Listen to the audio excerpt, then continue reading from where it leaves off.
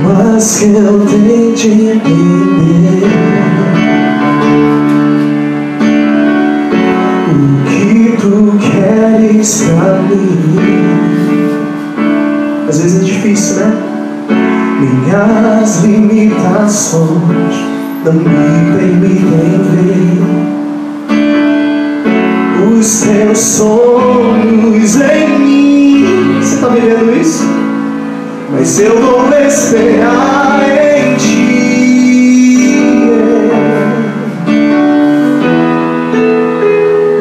Ainda que a figueira não floresça, vide não dê frutos, Deus manda te dizer: eu confiarei no Deus que me escolheu. Ainda que os montes se afoguem no fundo dos mares,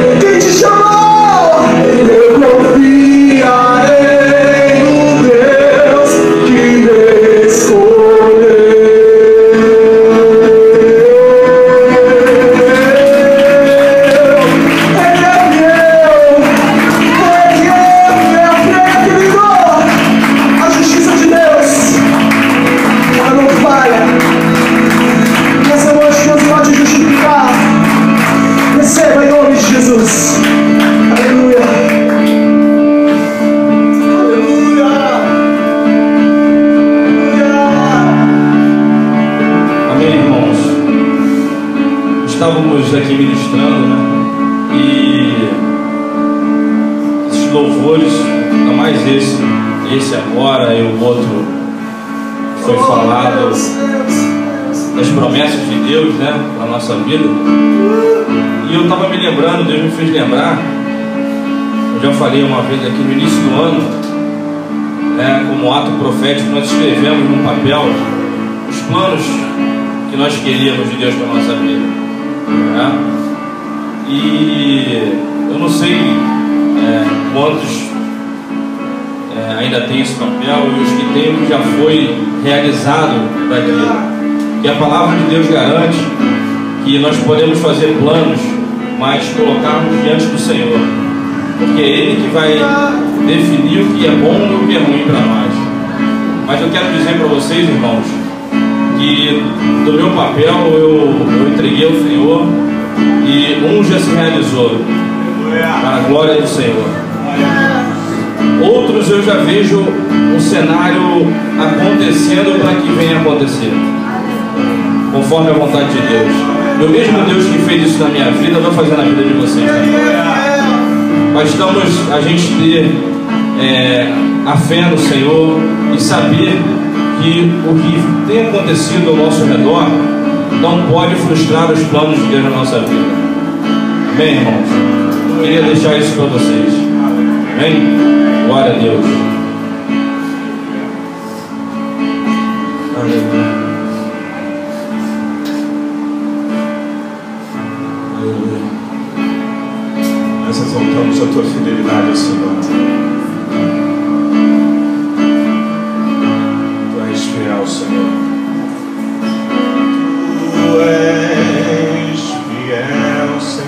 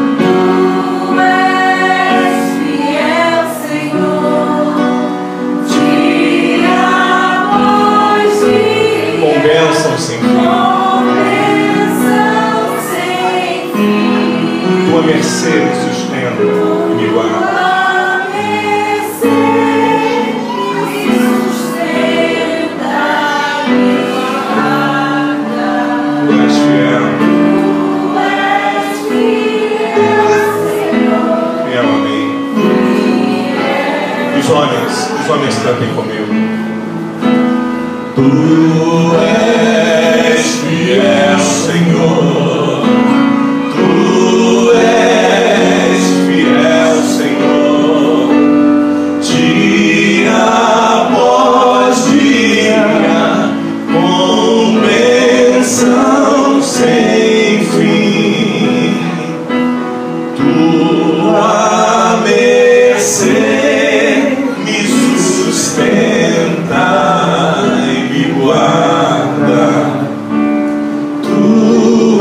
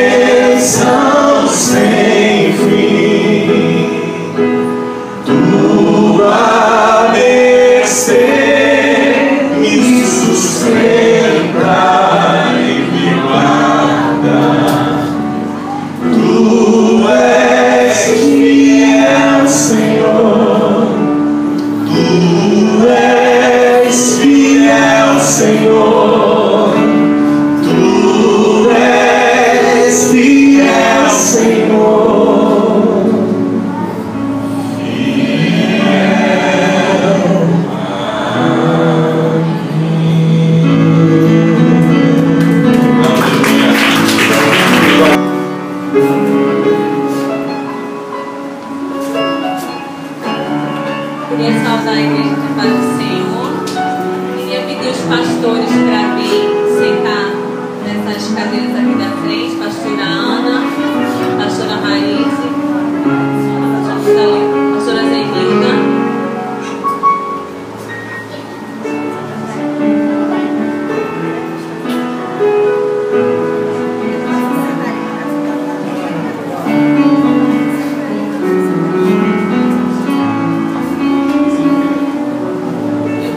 Um versículo para a igreja, Salmo 121. Elevo meus olhos aos montes e de lá vejo de onde vem o meu socorro. Vem do Senhor. Nessa hora a gente tem que agradecer tanto a Deus, porque a gente passa por tantas situações, que eu passei por uma situação agora há pouco que eu pensei assim, ai meu Deus, agora eu não volto mais. Mas quando uma irmã falou assim para mim, irmã, Deus manda te dizer que o Salmo 121 é para você. Há muito tempo atrás. Falei, eu fui ler, eu falei, nada a ver. O que esse Salmo tem a ver comigo, Jesus? Aí eu fui, agora há pouco, me operei. Aí foi quando eu me entendi que o meu socorro vem do Senhor mesmo. Quero agradecer a presença dos pastores. Feliz Dia dos Pastores. Que Deus abençoe cada dia mais o ministério de vocês. E que as crianças agora vão fazer uma pequena apresentação.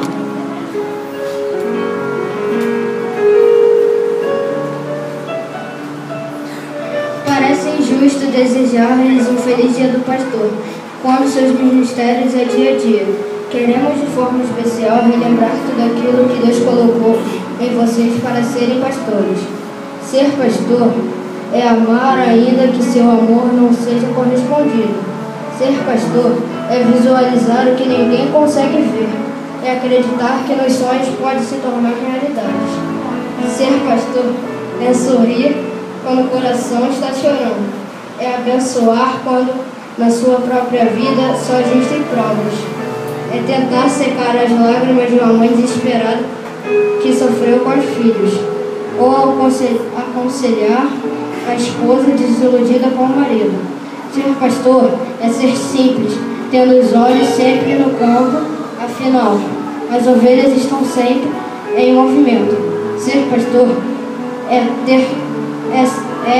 tantos ofícios, é ser cantor, é perder noite de sono. Ser pastor é ter tantas responsabilidades.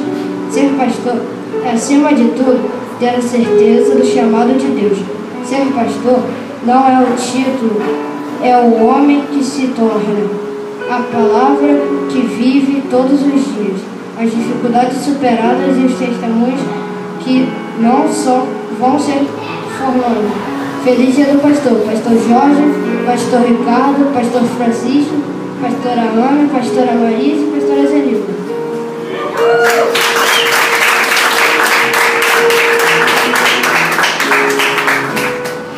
Eu vou ler uma palavra aos dias dos nossos pastores. Jeremias 3,15. E dai-me pastores segundo o meu coração, os quais vós apacentarão com sabedoria e com inteligência. Nós amamos nossos pastores. Feliz Dia dos Pastores.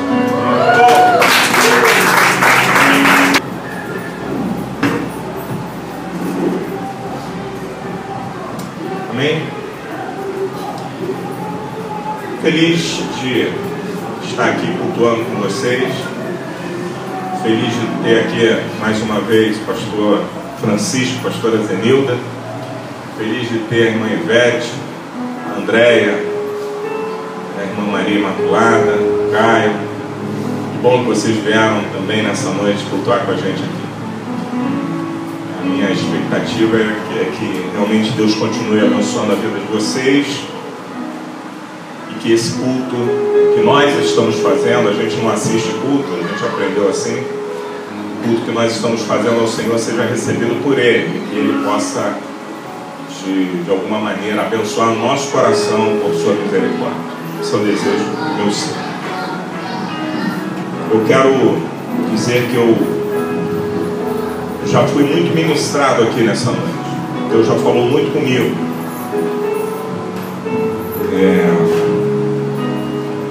No decorrer da mensagem, daquilo que nós vamos tratar, vocês vão entender um pouco melhor. Mas Deus já falou muito comigo. Usou muito a vida do Hernani, ministrando. E é assim mesmo. O culto, às vezes, a gente fica na expectativa de que, quando chegar o momento da palavra, Deus vai falar com a gente. Mas eu te dou um conselho: quando você entrar para cultuar o Senhor, desde o primeiro minuto, desde a abertura do culto, esteja atento ao que Deus está falando, porque de fato Ele é tremendo. Ele fala, Ele usa a gente.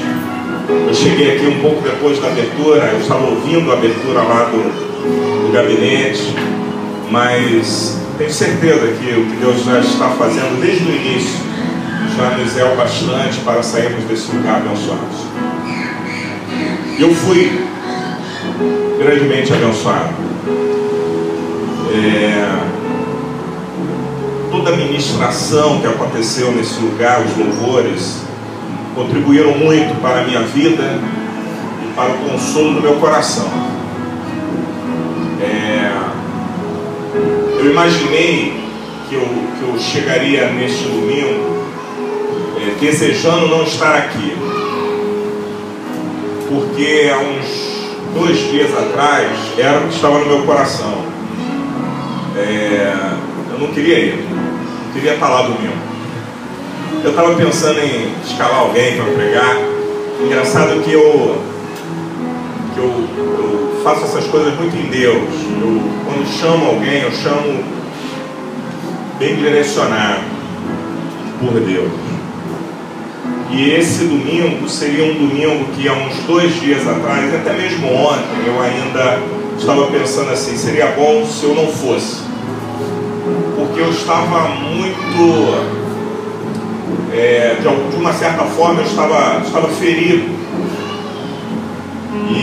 E essas coisas acontecem com todos nós, tá, irmãos? Eu vejo que o bom é que aqui a gente não tem essa de super-heróis. A gente deixou de acreditar em super-heróis desde que éramos pequenos, né? A gente acredita em nomes, a gente sabe que Deus usa pessoas, a gente sabe que pessoas têm fraquezas, a gente sabe que pessoas têm limitações.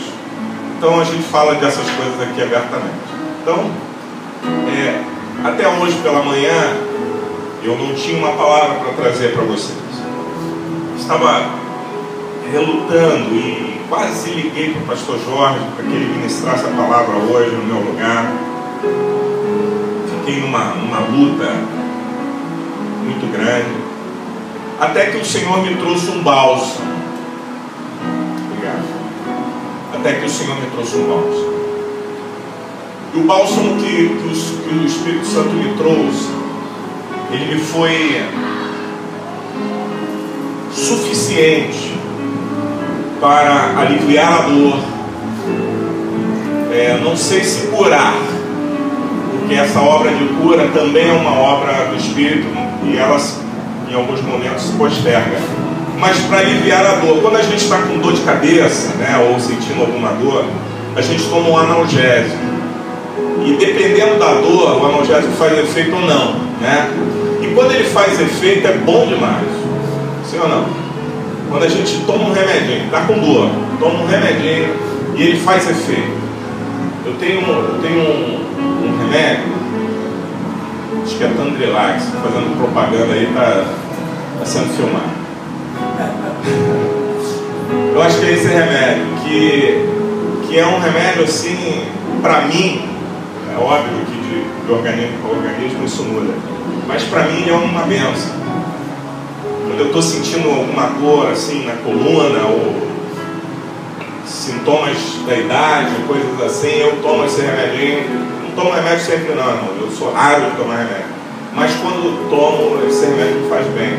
Um outro remédio que funciona muito comigo é quando eu estou com dor de cabeça, é questão de 5 minutos, é a Novalgina, que para outros já não funciona, para outros é um outro remédio, enfim.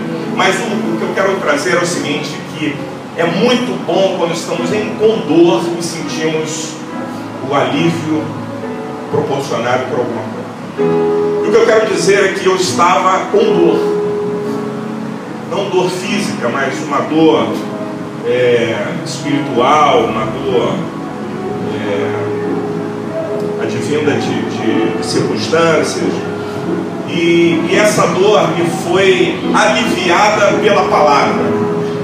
E é essa palavra que eu quero trazer para vocês, porque sei que Deus vai tratar com a gente aqui nessa noite e vai produzir algo muito tremendo em nós, assim como Ele já começou a produzir em mim.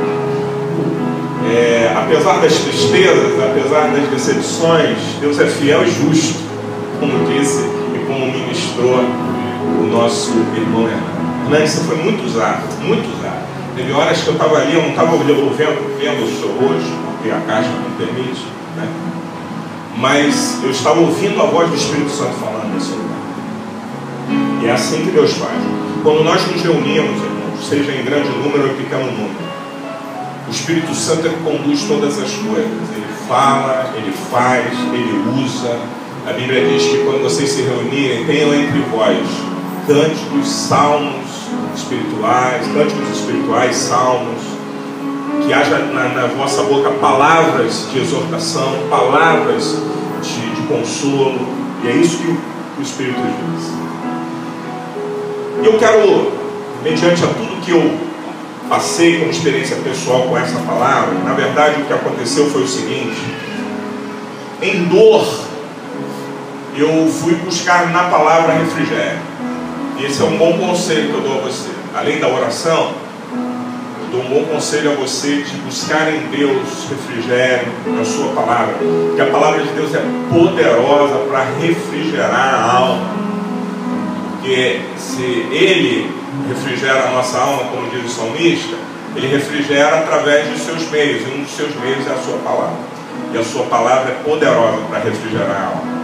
E dentro do contexto ministerial, e a minha dor estava inserida nesse contexto ministerial, não em tribulações financeiras, não em tribulações familiares, nada disso, apesar da gente passar por essas coisas também, mas o contexto era ministerial. E eu estava doído. E aí eu fui numa das nossas principais referências, um dos homens que é a principal referência ministerial para a minha vida, é o apóstolo Paulo. O apóstolo Paulo é um dos homens que, se você for olhar para o nível ministerial, ele é um dos homens de ponta a nível ministerial, e tudo que ele fez, e tudo que o apóstolo Paulo ensinou relacionado ao ministério, de alguma forma nos desafia. E eu fui recorrer às cartas escritas por esse apóstolo para buscar refrigério para mim, refrigério para minha alma. Na verdade, eu não estava procurando uma palavra para hoje, porque, como eu disse a você, eu estava ferido, sentindo dor, e a minha intenção não era vir aqui para pregar hoje. Mas eu viria aqui, independente de ter vontade ou não. Eu não estou dizendo que eu não viria, eu estou dizendo da minha vontade, ok? Porque também tem uma distância entre uma coisa e outra. Às vezes a gente não quer, mas a Bíblia diz que a gente tem que resistir ao diabo, porque é resistindo que ele foge de nós. Então a nossa postura é que vai definir o resultado. E o bom é que, independente de eu querer ou não, eu viria. E o fato de eu ter vindo, e já querendo, né? Porque quando chegou a tarde eu já estava querendo. Quando eu vim, eu fui restaurado por Deus pelas ministrações que aqui foram feitas e por tudo que aconteceu nesse lugar. Até pela presença dos irmãos e irmãs que vieram me visitar, isso refrigera a nossa alma também. E dito isto, eu buscando em Deus refrigério para minha alma, não para trazer uma palavra nessa noite, mas buscando refrigério para minha alma, eu fui às cartas paulinas e aí Deus foi me suscitando algumas coisas. Eu falei, bom, isso é para mim. Aí outras coisas que Deus foi me trazendo, eu falei, isso é para a igreja. E aí eu fui tentando fazer a distribuição correta dessa ministração de Deus ao meu coração, para de fato nessa noite ter condições e ter ser usado por Deus como instrumento e mensageiro, que é o que eu sou, nenhuma outra coisa além disso, mas instrumento de Deus, mensageiro de Deus nessa noite no teu coração. E as coisas que Deus foi colocando no meu coração em relação a vocês, em relação a nós como igreja, que igreja somos? E algumas perguntas Deus foi colocando no meu coração. Que igreja somos? Eu estou falando de igreja mesmo, igreja local, igreja que se reúne, não a igreja de Cristo de uma forma aberta, no contexto geral, no contexto universal, mas a igreja daqui, a igreja que se reúne nesse lugar. Que igreja é essa? Que igreja somos? Que igreja queremos ser? Algumas perguntas que Deus foi ministrando no meu coração. Aí eu lembrei de uma expressão que diz o seguinte: vocês já ouviram falar, a igreja tem a cara do seu pastor. Já ouviram essa expressão? E aí eu parei e falei assim, é verdade isso? Isso é real? O fato é isso? E se é, por quê que é? E uma das coisas que eu fui ministrado por Deus é que se uma igreja, ela ou se ela vier a ser a cara do seu pastor, isso só tem uma razão. O quanto esse homem, ou esse pastor, ou essa figura, aí já não estou mais falando de mim, estou falando de uma igreja que se reúne num lugar e que tem um pastor. Se a igreja é a cara do seu pastor, talvez seja por ele se doar muito.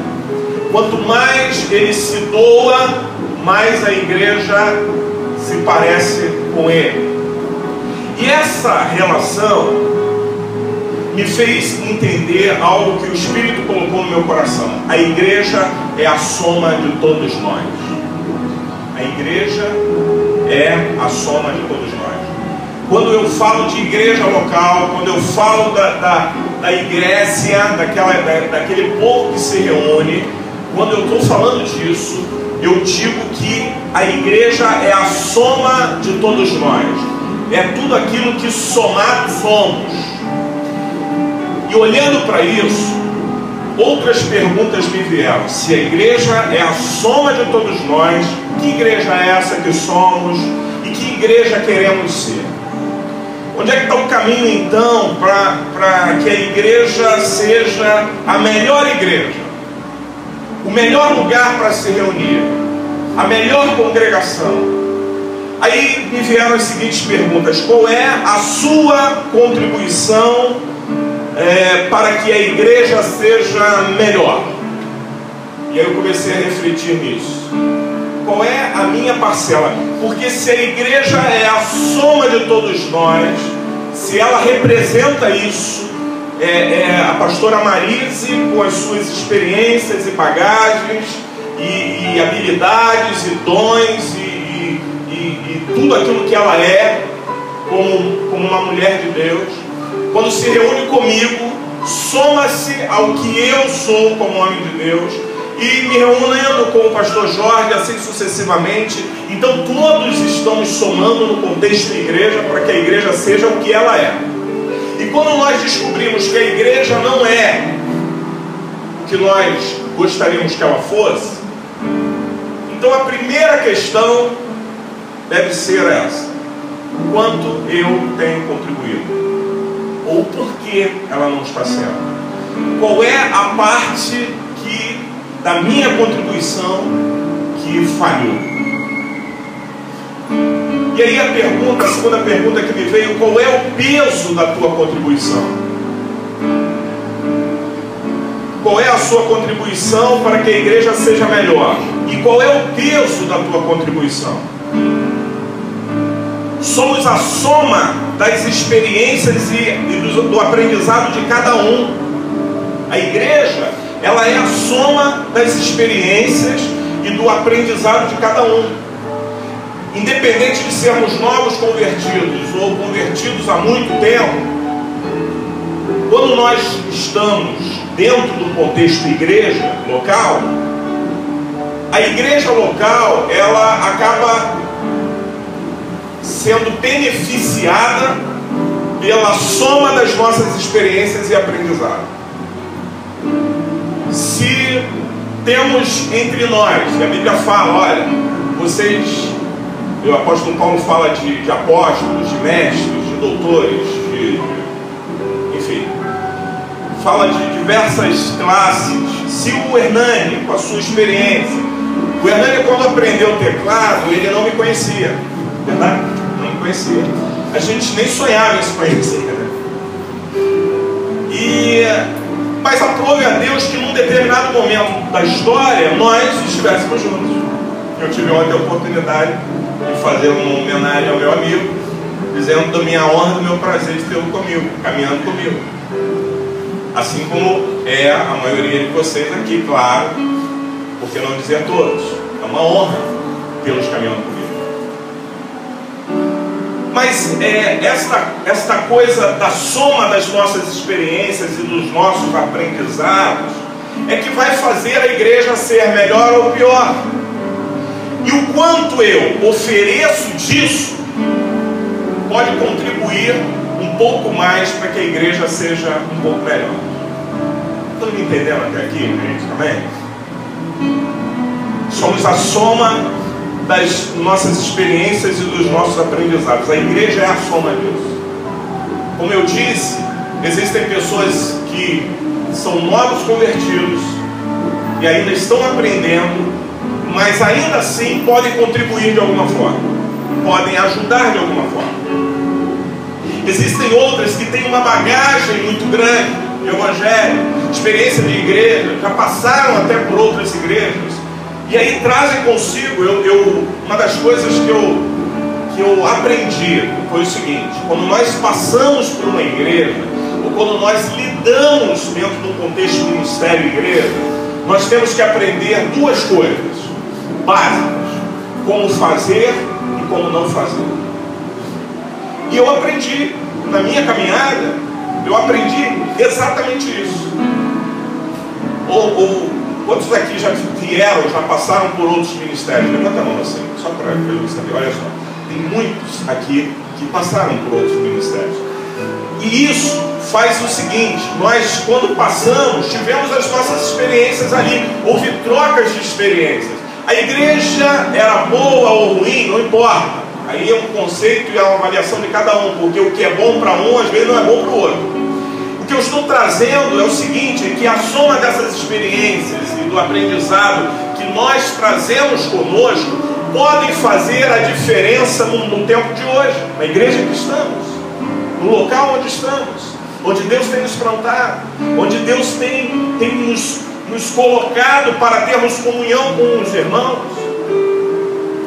Então eu começo eu preciso fazer uso daquilo que eu aprendi. E como eu disse, a gente aprende como fazer e como não fazer, mas tudo isso é um aprendizado.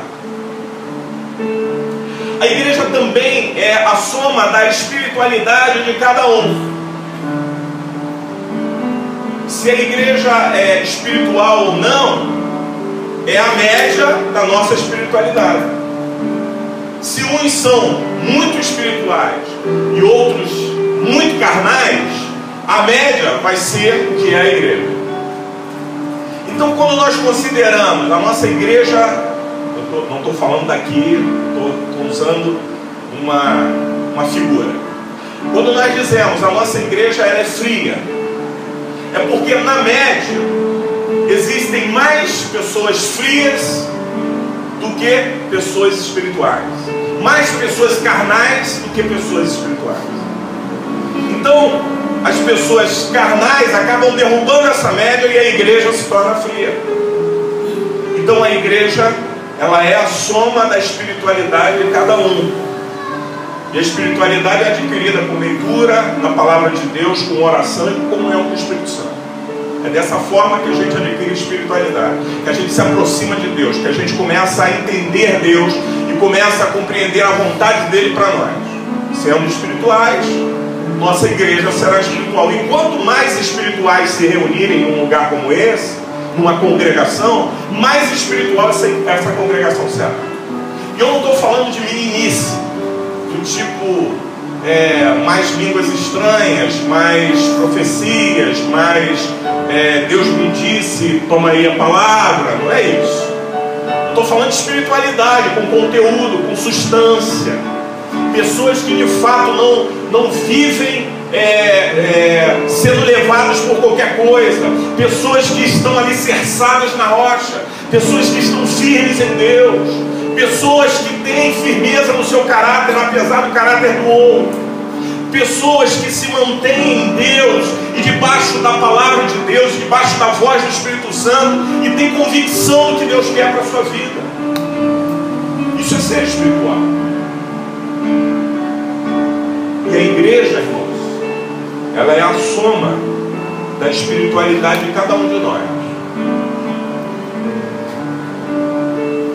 A igreja também é a soma dos dons e talentos que Deus nos deu. Os nossos dons e talentos somados vão de fato fazer a igreja ser melhor ou não. Porque se eu tenho um dom e um talento e eu não coloco a serviço do próximo, do outro ou da igreja, eu simplesmente estou sonegando aquilo que Deus me fez, me deu para que eu entregasse, para que eu fosse. A minha utilidade, ela está sendo diminuída. E quando nós não somamos os nossos dons e talentos que Deus deu para que o corpo fosse completo, a igreja não é tão boa. Uma certa vez eu fui questionado por alguém, me disse o seguinte: pastor, a igreja não evangeliza, essa igreja não evangeliza. Eu falei assim: é mesmo, querido? Eu faço isso sempre que posso,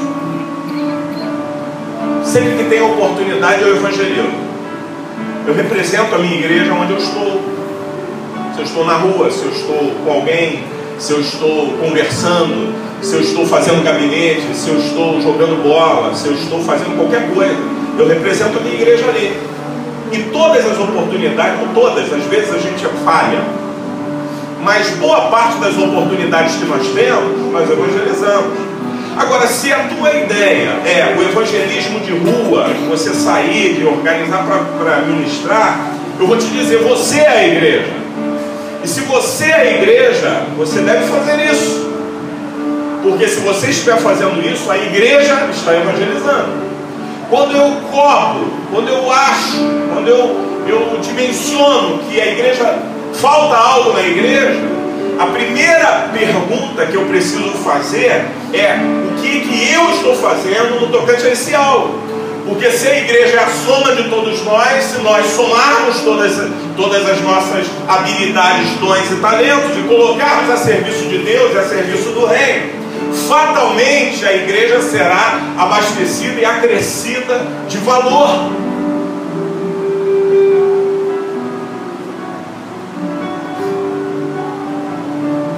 E aí, por fim, eu coloquei aqui: quanto mais de mim a igreja tem, mais eu me identifico com ela.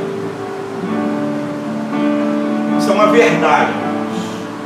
Quanto mais de mim a igreja tem, mais eu me identifico com ela. Se eu estou envolvido, percebam comigo, se eu estou envolvido, se eu estou me doando, se eu estou interessado, se eu não passo só pela igreja ou pela comunhão dos irmãos, mas eu convivo com os irmãos, eu sinto a dor do irmão, eu me importo com ele, eu percebo o irmão. Tem coisas, irmãos, que o irmão não vai te falar. Sabia que tem coisas que o irmão não vai te falar? E você vai estar do lado dele, ele vai estar sorrindo para você, mas o problema dele é grave, é difícil, é duro. Ele não vai te falar, mas quanto mais quanto mais de mim eu der, ou a igreja tiver de mim, mais sensível eu me torno em relação à igreja, em relação ao todo, em relação aos irmãos. E às vezes o irmão que ri, ele não está bem para rir, mas ele está fazendo isso para, às vezes, até me poupar do sofrimento. Mas nesse momento eu tenho a sensibilidade. Pode ser até que eu não possa fazer algo, mas eu tenho a sensibilidade porque eu sou igreja e porque eu estou me identificando com a igreja. E eu me identifico mais quando mais eu me dou. Quanto mais eu me dou, mais eu me identifico. Ou a igreja tem muito de mim, ou eu estou fracassando na missão de ser útil no pertencimento. Irmãos, hoje é uma noite de reflexão. Isso aqui é só uma abertura. Daqui a pouco eu vou pregar em 5 minutos. Mas eu estou fazendo uma abertura para você entender o que eu vou falar daqui a pouco. Mas, sabe, ou a igreja tem muito de mim, ou eu estou fracassando na missão de ser útil no pertencimento.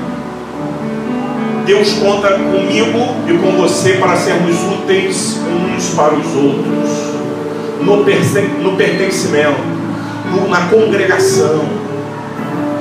Quando a igreja tem pouco de mim, eu estou fracassando nessa missão de ser útil no pertencimento. Então eu descubro que eu preciso me doar mais. Diga comigo, eu preciso me doar mais. Não, eu não ouvi você. Eu preciso me doar mais. Amém? Porque essa é a realidade que eu tenho descoberto em mim. E eu espero que você se envolva nisso nessa noite, em nome de Jesus. Eu preciso me doar mais para que o meu pertencimento de fato seja útil. Eu preciso me envolver mais, eu preciso estar mais dentro, eu preciso me preocupar mais, eu preciso sentir os meus irmãos mais, eu preciso doar mais o meu tempo, eu preciso doar mais a minha dedicação, eu preciso fazer as coisas não de qualquer maneira, eu preciso de fato ser igreja, e igreja útil no pertencimento. Por que eu estou falando isso? Agora eu vou entrar no aspecto real da palavra. Quando buscando, como eu disse, refrigério para minha alma, eu fui às cartas de Paulo, eu descobri uma coisa. Comprovadamente Paulo escreveu 7 cartas, escreveu a 7 regiões onde tinha igreja. Vou explicar isso melhor. Paulo escreveu 7 cartas a igrejas. É bem isso. Ele escreveu 7 cartas a igrejas, de maneira comprovada. Porque a carta aos Hebreus, o livro aos Hebreus, ele é atribuído a Paulo por muitos dos teólogos, mas ninguém consegue confirmar que foi Paulo que escreveu a carta ou o livro aos Hebreus. O que acontece com o livro aos Hebreus? O livro aos Hebreus, ele tem uma linguagem muito parecida com a usada por Paulo, e por essa razão a maioria dos teólogos acreditam firmemente que foi Paulo que escreveu, mas não tem uma confirmação bíblica e histórica para que a gente crave isso e diga foi Paulo que escreveu aos Hebreus. Tirando então o livro aos Hebreus e as cartas direcionadas a Tito, Filemão, Timóteo, que eram cartas mais pessoais de Paulo, Paulo escreveu 7 cartas a igrejas, ok? Eu vou tentar rapidamente explicar isso a vocês para a gente chegar no ponto que eu gostaria. Paulo escreve aos romanos, a igreja que se reunia em Roma. Paulo escreve aos irmãos de Corinto.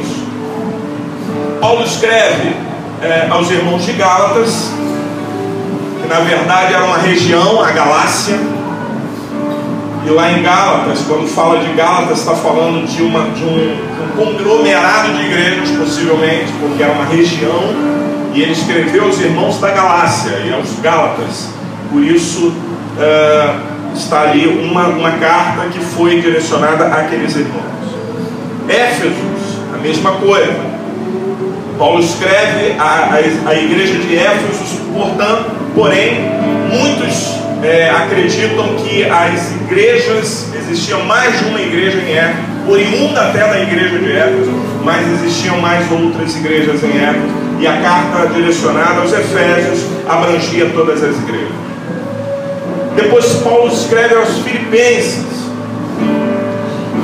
escreve também aos Colossenses e escreve aos Tessalonicenses. Paulo escreve 7 cartas. Quando a gente vê 1ª de Paulo, 2ª de Paulo aos Coríntios e tal, eu estou falando 7 direcionadas a irmãos ou à igreja daquele local.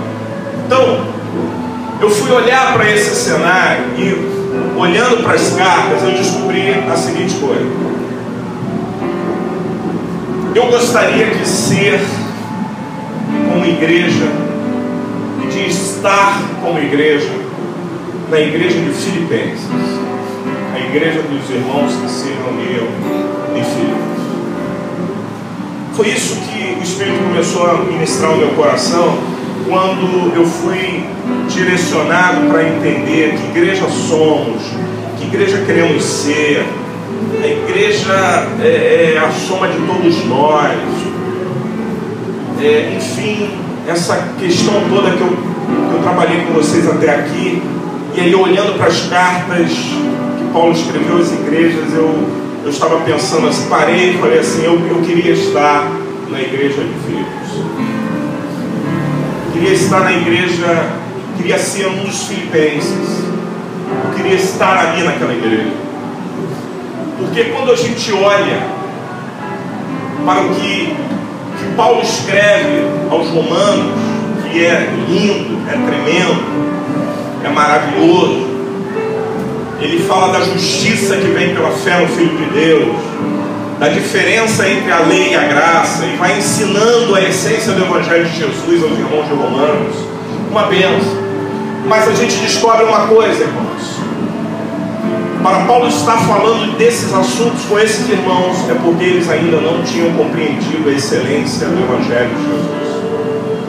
É óbvio que há um propósito de Deus para que a carta que foi escrita aos romanos fosse depois difundida e divulgada no mundo todo até os dias de hoje. Mas faltava algo nessa igreja que Paulo precisava tratar. E dentre o algo que faltava, Paulo estava ensinando a essa igreja, na carta aos romanos, sobre santidade. Paulo estava ensinando a revelação de Deus. Paulo estava combatendo o pecado da idolatria. Paulo falando do pecado do homossexualismo. Paulo falando que a lei não justifica ninguém, a justificação é pela fé. Enfim, quando você necessita escrever coisas desse tipo para uma igreja, é porque algo está faltando ali, verdade ou não? Uma das coisas que eu notei é que a carta aos Filipenses, e ela, na verdade, até os Colossenses também se enquadram nisso, mas a carta aos Filipenses é uma das menores cartas que Paulo escreve às igrejas. E tem uma razão, aliás, mais que uma. Mas uma das razões dessa carta ser tão pequena, imagino eu, seja pelo fato desses irmãos terem entendido perfeitamente o que Paulo havia ensinado. Uma outra razão é que Paulo estava sempre desejoso de estar entre esses irmãos. Paulo tinha vontade de estar com esses irmãos. Há quem diga que os filipenses, ou essa igreja de Filipenses, era uma igreja tão tremenda, tão abençoada, que eles atraíam a atenção de Paulo, até quando Paulo estava preso.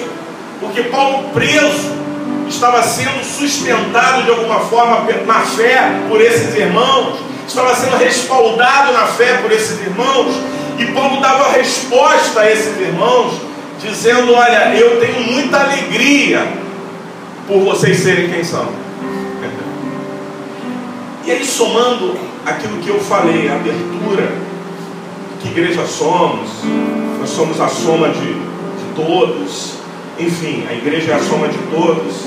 Eu olho para Filipenses e falo, Paulo, pelo fato de escrever pouco para esses irmãos, isso sinalizava primeiro, eles aprenderam, eles sabiam o que Paulo queria, qual era o que estava no coração de Paulo, eles se identificavam com Paulo e Paulo se identificava com ele. Quando Paulo escreve aos irmãos de Corinto, Paulo tem a necessidade de tratar de assuntos como divisão na igreja, influência da cidade dentro da igreja, carnalidade dos cristãos de Corinto. Paulo tem necessidade de falar de imoralidade. Paulo tem necessidade de falar de ordem no culto.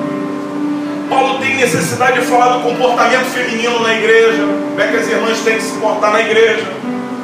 Paulo tem necessidade de falar de religião e alimento. Tudo para Corinto, os irmãos de Corinto. Paulo tem necessidade de falar de religião e filosofia. Paulo tem necessidade de falar de confusão entre conhecimento, liberdade e amor. E aí eu comecei a pensar nisso, irmãos. O que me veio foi falar, eu quero estar, eu quero ser, quero representar essa igreja de Filipenses. Meu desejo é fazer parte da igreja que eu faço, e aqui nesse caso eu faço, me reúno e faço parte da igreja nesse lugar, mas como os filipenses, não como os coríntios, não como os romanos. Não que eles não tivessem algo bom, irmãos. Eu quero dizer que a coroa da alegria de Paulo era os filipenses. Há quem diga que Paulo amava mais a essa igreja do que a qualquer outra igreja que Paulo de alguma forma contribuiu para o crescimento espiritual. Quando Paulo escreve aos irmãos de Gálatas, ele tem necessidade de falar do ataque judaizante contra ele, Paulo, e contra o evangelho que Paulo pregava. Precisa tratar disso com os irmãos. Precisa fazer a defesa do seu ministério e defesa do evangelho de Jesus para os irmãos de Gálatas. Quando Paulo trata com os irmãos de Éfeso, ele precisa falar da unidade, apesar da diversidade de funções ministeriais que visam o crescimento do corpo da igreja. Ele fala o seguinte: é necessário que haja unidade entre vocês, apesar dos muitos ministérios que existem aí. Ele fala aos irmãos de Éfeso sobre conduta, e ele dá instruções acerca da santificação, orienta os irmãos a falarem sempre a verdade, a mostrarem-se justos, e combater as injustiças do mundo, a não furtarem, a evitarem a linguagem obscena e o humor malicioso, coisas que os irmãos de Éfeso precisavam como orientação. Aos Colossenses, Paulo estava preocupadíssimo com a introdução do judaísmo e dos preceitos gnósticos que eles estavam assumindo, adoração a anjos, por exemplo. Paulo trata desse assunto com os irmãos de Colossenses.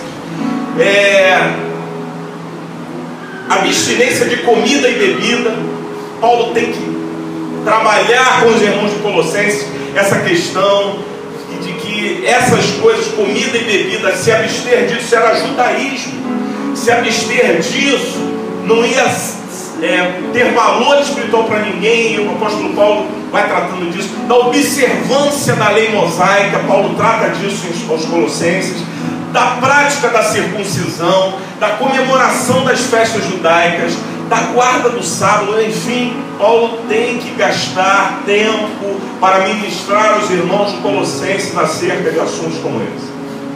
Aos Tessalonicenses, Paulo tem que gastar tempo explicando acerca da volta de Jesus, acerca da morte e ressurreição. Paulo tem que gastar tempo falando de coisas que eles estavam tão ansiosos com a volta de Jesus que queriam largar tudo, não queriam mais fazer nada, porque eles queriam que Jesus voltasse, e perderam o equilíbrio da vida espiritual em função disso. Paulo gastou tempo com isso. E agora, para a gente terminar, eu gostaria de ler com vocês a carta que Paulo escreve aos irmãos de Filipe. Se você quiser, eu vou te sugerir uma coisa. Preste atenção na minha leitura, e marca aí a carta de Filipenses para você ler depois na sua carta. Mas eu queria que você prestasse atenção na minha leitura, tão somente pelo fato de eu vou estar lendo dentro da linguagem da Bíblia, na linguagem de hoje, que nos mostra assim de maneira clara a realidade dessa carta do apóstolo Paulo. Na verdade, o que eu mais queria era ler o capítulo 4 da carta, mas eu vou ler do início essa carta. É uma carta pequena, é dividida em 4 capítulos, contudo é uma carta, e eu queria que você prestasse atenção aqui, se possível, deixasse para ler na tua versão depois. Eu, Paulo e Timóteo, servos de Cristo Jesus, escrevemos essa carta para todos os moradores da cidade de Filipos, que pertencem ao povo de Deus e que creem em Cristo Jesus, e também para os bispos e diáconos da igreja. Que a graça e a paz de Deus, o nosso Pai, e do Senhor Jesus Cristo estejam com vocês. Preste atenção no que Paulo diz aos irmãos depois da saudação. Sempre que penso em vocês, eu agradeço ao meu Deus. E todas as vezes que oro em favor de vocês, oro com alegria, por causa da maneira como vocês me ajudaram no trabalho de anunciar o Evangelho, desde o primeiro dia até hoje. Pois eu estou certo de que Deus, que começou esse bom trabalho na vida de vocês, vai continuá-lo até que ele esteja completo no dia de Jesus Cristo. Vocês estão sempre no meu coração. Olha que expressão. Paulo, irmãos, percebe que Paulo tinha um amor especial por essa igreja? Era diferente. Pode ler todas as outras cartas de Paulo. Essa aqui é diferente. Ele vai falando, olha, vocês estão sempre no meu coração, e é justo que eu me sinta assim a respeito de vocês, pois vocês têm participado comigo desse privilégio que Deus me deu, e é isso o que vocês estão fazendo agora, que estou na cadeia, e foi o mesmo que fizeram quando eu estava livre, para defender e anunciar com firmeza o Evangelho.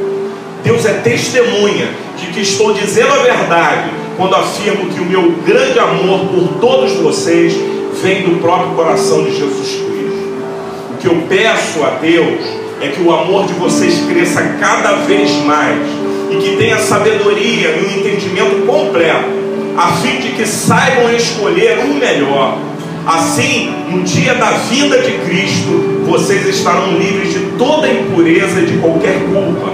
A vida de vocês estará cheia de boas qualidades que só Jesus Cristo pode produzir para a glória e louvor de Deus.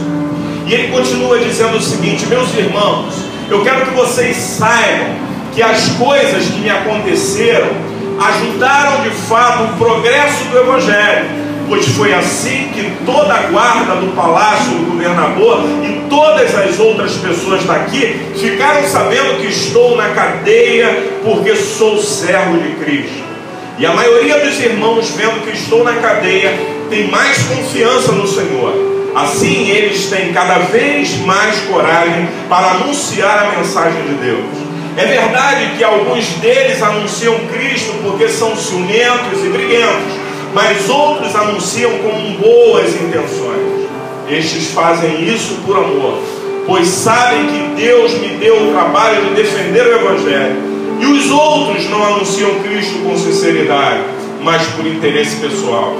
Eles pensam que assim aumentarão os meus sofrimentos enquanto estou na cadeia. mas isso não tem importância.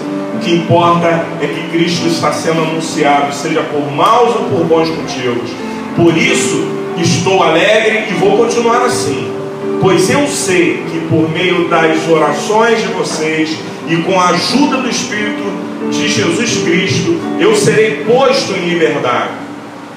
O meu grande desejo e a minha esperança são de nunca falhar no meu dever, para que sempre, e agora ainda mais, eu tenha muita coragem, e assim em tudo o que eu disser e fizer, tanto na vida como na morte, eu poderei levar outros a conhecerem a grandeza de Cristo, pois para mim viver é Cristo e morrer é lucro. Mas se eu continuar vivendo, poderei ainda fazer algum trabalho útil. Preste atenção nisso. Mas se eu continuar vivendo, poderei ainda fazer algum trabalho útil. Então não sei o que devo escolher. Estou cercado pelos dois lados, pois quero muito deixar esta vida e estar com Cristo, o que é bem melhor. Porém, por causa de vocês, é muito mais necessário que eu continue a viver. E como estou certo disso, sei que continuarei vivendo e ficarei com todos vocês para ajudá-los a progredirem e terem a alegria que vem da fé. Assim, quando eu for visitar vocês outra vez, vocês terão muito mais razões ainda para ficarem orgulhosos de mim na vida que vocês têm em união com Cristo Jesus. Agora, o mais importante é que vocês vivam de acordo com o Evangelho de Cristo. Desse modo, tanto se eu puder ir visitar vocês, como se não puder, eu saberei que vocês continuam firmes e unidos. Firmes e unidos. E saberei também que vocês, por meio da fé que se baseia no Evangelho, estão lutando juntos. Estão lutando juntos como um só desejo. Com um só desejo. Não tenham medo dos seus inimigos. Sejam sempre corajosos, pois isso será uma prova para eles de que serão derrotados e de que vocês serão vencedores, porque é Deus quem dá a vitória a vocês, porque Ele tem dado a vocês o privilégio de servir a Cristo, não somente crendo nele, mas também sofrendo por Ele. Agora vocês podem tomar parte comigo na luta. Como vocês sabem, a luta que vocês viram que tive no passado é a mesma que ainda continua. Por estarem unidos com Cristo, vocês são fortes. O amor dele os ensina e vocês participam do Espírito de Deus. E também são bondosos e misericordiosos uns com os outros. Então peço que me deem a grande satisfação de viverem em harmonia, tendo um mesmo amor e sendo unidos de alma e mente. Não façam nada por interesse pessoal ou por desejo tolos de receber elogios, mas sejam humildes e considerem os outros superiores a vocês mesmos.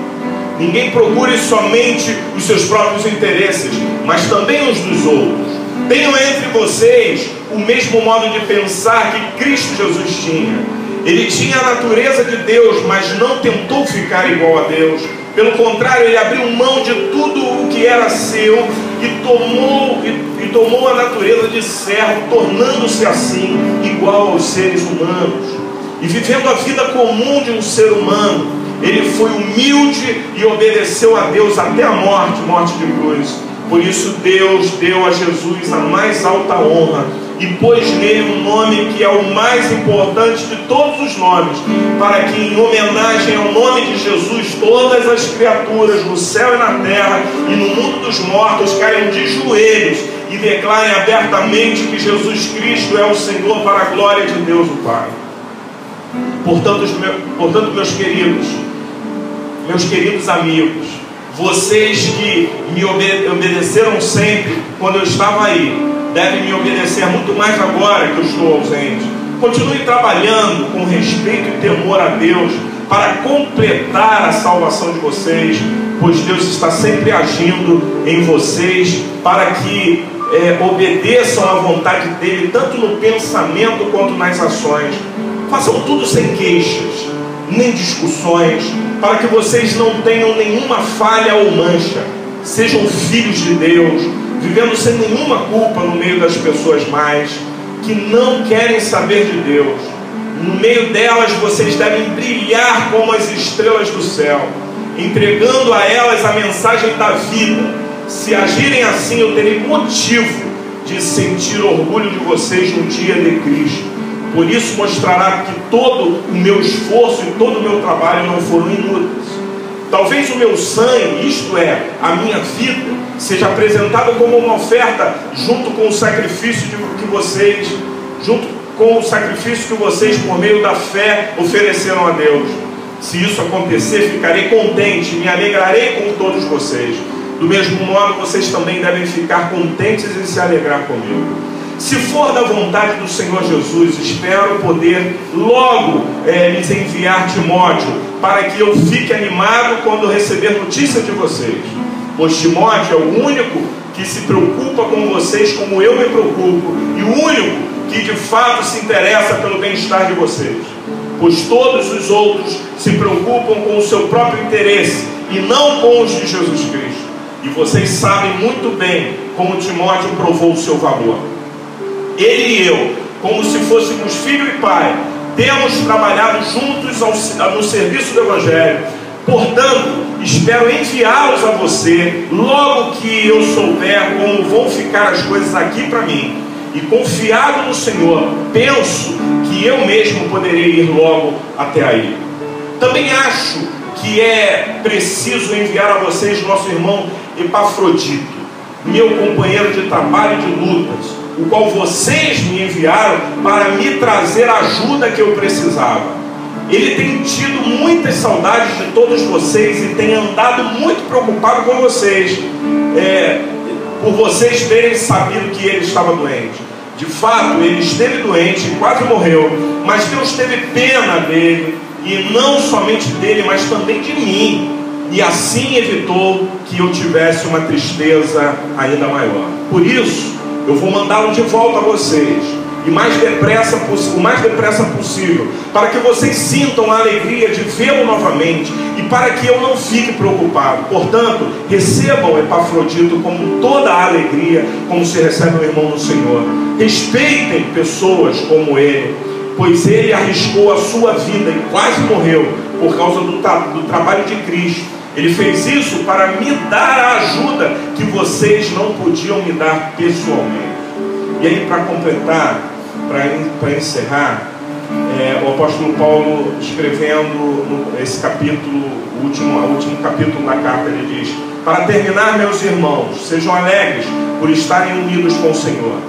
Não me aborreço de escrever repetindo o que já escrevi, por isso contribuirá para a segurança de vocês. Cuidado, esse aqui ainda é o capítulo 3. Cuidado com os que fazem coisas más, esses cachorros que insistem em cortar o corpo, porque os que receberam a verdadeira circuncisão fomos nós e não eles. Nós adoramos a Deus por meio do seu Espírito e nos alegramos na vida que temos em união com Cristo. Jesus, em vez de pôr-nos a nossa confiança em cerimônia religiosa, como a circuncisão, é verdade que eu também poderia pôr a minha confiança nessas coisas. Se alguém pensa que pode confiar nelas, eu tenho ainda mais motivo para pensar assim. Fui circuncidado quando tinha 8 dias de vida. Sou israelita de nascido, da tribo de Benjamim, de sangue hebreu. Quando a prática da lei eu era fariseu e era tão fanático que perseguia a igreja. Quanto ao cumprimento da vontade de Deus por meio da obediência à lei, ninguém podia me acusar. No passado todas essas coisas valiam muito para mim, mas agora por causa de Cristo considero que não tem nenhum valor.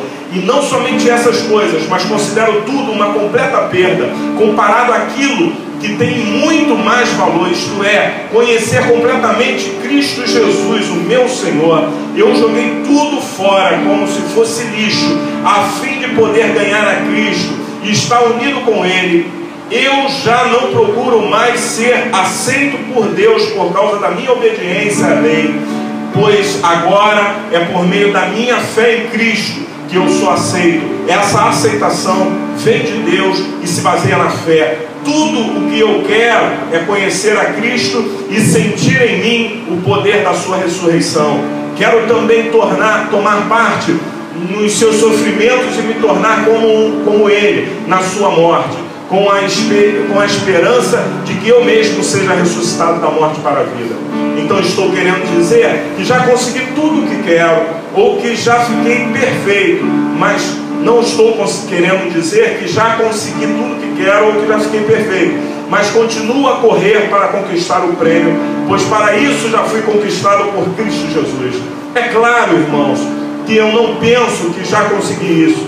Porém, uma coisa eu faço: esqueço aquilo que fica para trás e avanço para o que está à minha frente, como direto para a linha de chegada, a fim de conseguir o prêmio da vitória.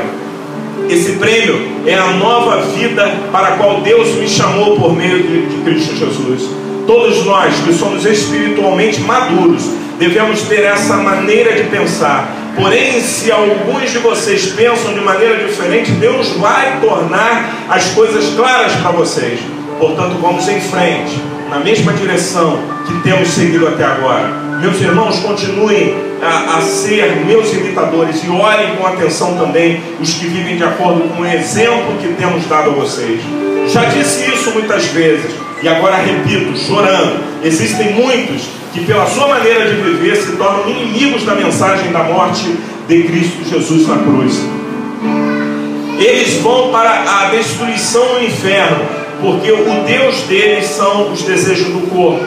Eles têm orgulho daquilo que deveria ser uma vergonha para eles e pensam somente nas coisas que são deste mundo. Mas nós somos cidadãos do céu e estamos esperando ansiosamente o nosso Salvador, o Senhor Jesus Cristo, que virá de lá e Ele transformará o nosso corpo fraco e mortal e fará com que fique igual ao seu próprio corpo glorioso, usando para isso o mesmo poder que Ele tem para dominar todas as coisas. E aí, por fim, agora sim, o capítulo 4, o apóstolo Paulo diz o seguinte: meus queridos irmãos, sinto muita saudade de vocês. Presta atenção aqui, porque isso aqui realmente faz a diferença no contexto do amor que Paulo sentia por essa igreja.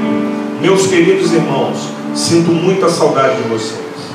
Vocês me fazem tão feliz. Eu me orgulho muito de vocês.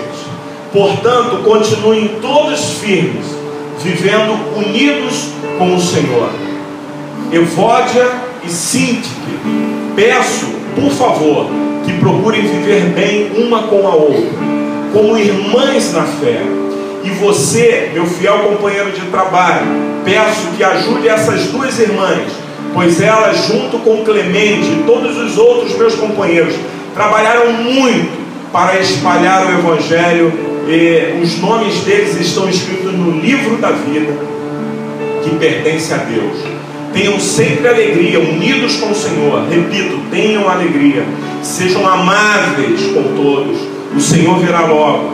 Não se preocupem com nada, mas em todas as orações peçam a Deus o que vocês precisam. E orem sempre com o coração agradecido. E a paz de Deus, que ninguém consegue entender, guardará o coração e a mente de vocês, pois vocês estão unidos com Cristo Jesus. Por último, meus irmãos, encham a mente de vocês com tudo o que é bom, o que é agradar, tudo o que é bom, e merece elogios, isto é, tudo que é verdadeiro, tudo que é digno, tudo que é correto, tudo que é puro, agradável e decente. Ponham em prática o que vocês receberam e aprenderam de mim, tanto com as minhas palavras como das minhas ações. E o Deus que nos dá a paz estará com vocês. Vou parar aqui só um pouquinho. Já estamos no final. Deixa eu falar uma coisa para vocês. Essa é uma carta escrita por Paulo aos irmãos de Filipenses. E eu estava meditando nela, e quando chegou nessa parte final, eu percebi uma coisa. Tinha duas irmãs que tinham problemas, uma com a outra. Mas isso não fizeram, irmãos, presta atenção no que eu vou falar, isso não rompeu o compromisso de vida e de igreja, de trabalho que elas tinham com Paulo. Você percebe nitidamente que quando Paulo vem tratar no capítulo 4, no final já da sua explanação nessa carta, ele fala que ele se sente muito feliz com esses irmãos, com os irmãos de Filipe. Ele diz que ele tem orgulho desses irmãos. E quando eu estava meditando nisso, eu falei assim, mas logo em seguida Paulo diz que Evódia e Sintique, elas tinham um problema entre elas. E ele diz, Evódia e Sintique, peço, por favor, que procurem viver bem uma com a outra, como irmãs na fé. E a você, meu fiel companheiro, provavelmente falando ao líder dessa igreja de trabalho, peço que ajude essas duas irmãs, pois elas, junto com Clemente e todos os outros meus companheiros, trabalharam muito para espalhar o Evangelho. Os nomes deles estão no livro da vida que pertence a Deus. Aí o Espírito Santo me falou algo. Olhando para o início de tudo que nós começamos a falar nessa noite, quando a gente percebe que igreja é a soma de todos nós, que igreja são as nossas experiências somadas, é a nossa espiritualidade somada, é aquilo que a gente dons, talentos somados, é isso que compõe a igreja. E às vezes a gente acha que nós não temos condições de conviver com pessoas falhas, e nós somos falhos também, como as pessoas. Percebe que, apesar de ser uma igreja linda, que Paulo admirava, que Paulo gostava de estar... Deixa eu falar uma coisa para você. Essa é uma das poucas igrejas que Paulo recebeu oferta para o seu ministério, para o seu sustento em ministério. Essa igreja foi uma das poucas. A igreja de Corinto, irmão, ela era rica, ela era feita de gente abastada, cheia do dinheiro. Paulo, quando esteve com eles, a Bíblia diz que Paulo, isso está escrito, Paulo foi trabalhar construindo tendas, porque ele não queria depender desses irmãos.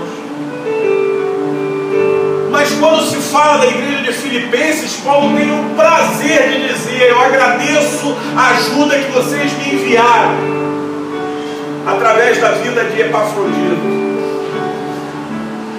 Esses irmãos, eles não eram ricos. Essa igreja, quando você vai estudar a igreja de Filipe, eles eram necessitados até. Era uma igreja pobre. Mas eles, quando se uniam, eles para a execução de qualquer coisa, inclusive do Evangelho, eles eram poderosos em Deus. Isso me faz lembrar das cartas do Apocalipse, que para uma igreja, o Senhor fala assim, vocês são ricos, porém vocês são pobres. E para outra igreja ele fala, vocês são pobres, porém vocês são ricos. Sabe, quando eu estava lendo isso, eu falei, meu Deus, eu quero isso aqui como igreja.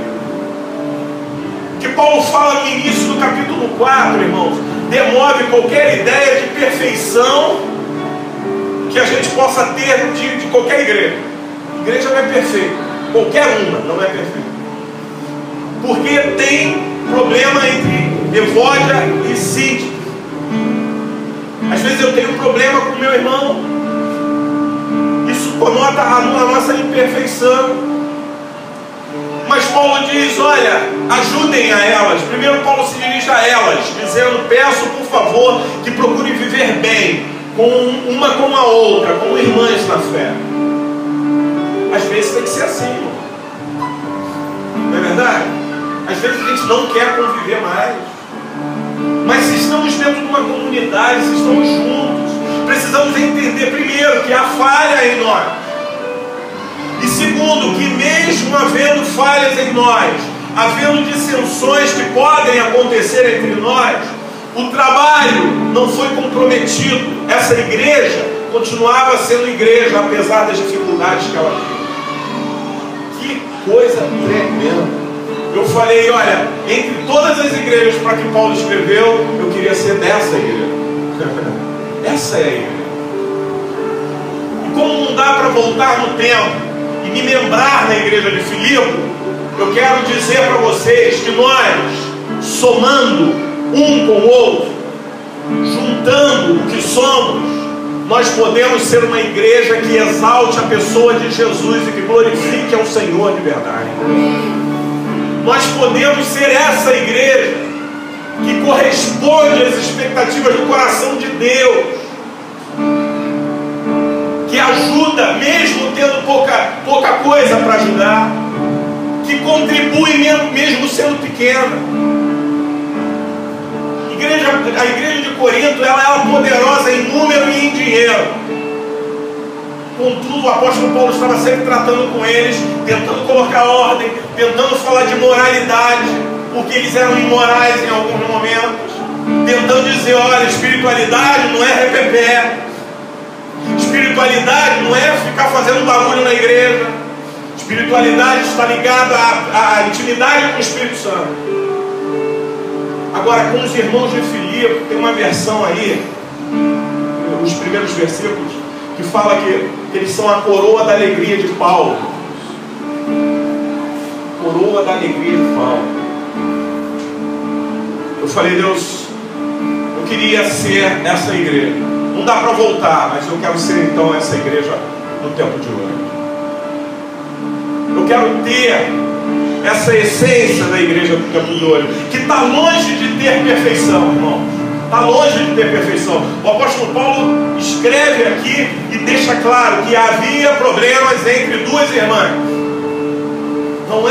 Não existia perfeição, mas existia algo que era acima de todo e qualquer problema que elas pudessem ter. Elas tinham um só propósito, que era servir a Deus, amar ao Senhor, entregar as suas vidas em sacrifício vivo, santo e agradável a Deus, independente das diferenças que tinham uma com a outra. Eu falei, Deus, é assim. Que tal nós sermos essa igreja, irmãos? Quantos podem?